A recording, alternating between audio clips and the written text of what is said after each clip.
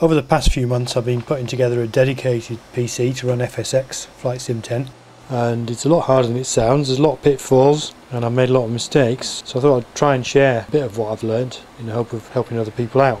One of the most important things you're going to need is a good graphics card, but the choice is enormous and it's very hard to cut through the marketing hype and figure out which are the better cards. Well, that's about to change. I'm going to share a little secret the marketing people don't want you to know. Now, I've stuck with NVIDIA cards, so I can't be sure that this advice is going to hold up for ATI, but pretty confident you'll get similar results.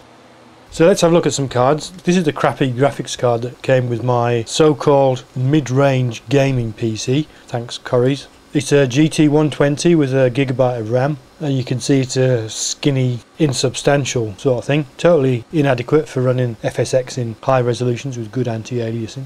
Here's where I went next. It's a 9800 GT, pretty much the budget card of choice for FSX. And it's a great performer, even at high resolutions. Now, you'll immediately notice it's a lot more substantial than the GT120, and of course this is a clue that you're going to need a beefier power supply to run it. Like most decent cards, it's got a separate power connector as well as the PCI Express Edge connector.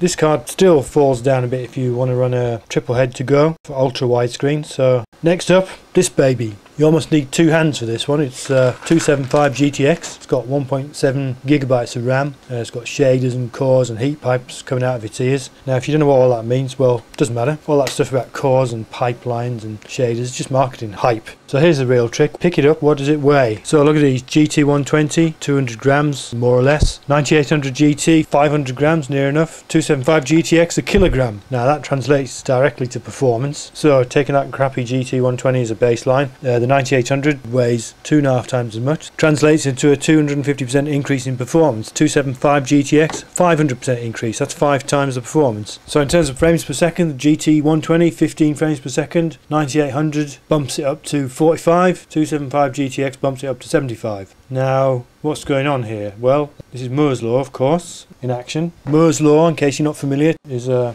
observation really about the trend in technology observed since the early 70s. Basically says the number of transistors that we can squeeze into a chip doubles about every 18 months. So more transistors, heavier card, stands to reason. But in practice you hardly ever find the weight listed on the box. It's a marketing cover-up obviously, or maybe an EU anti-competition rule, something like that. Just by way of comparison, this is a card from the 1990s. It's a Matrox Millennium G200, I think, and it's actually quite chunky, so the trend isn't completely linear.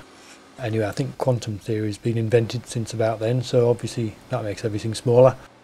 So there you go, that's the inside track on how to choose the right graphics card. Next time look at disk drives. I've got a 640 gig drive in here, but I'm going to look at upgrading it to a 7200 RPM 1 trillibyte drive. That's not right, a trillibyte.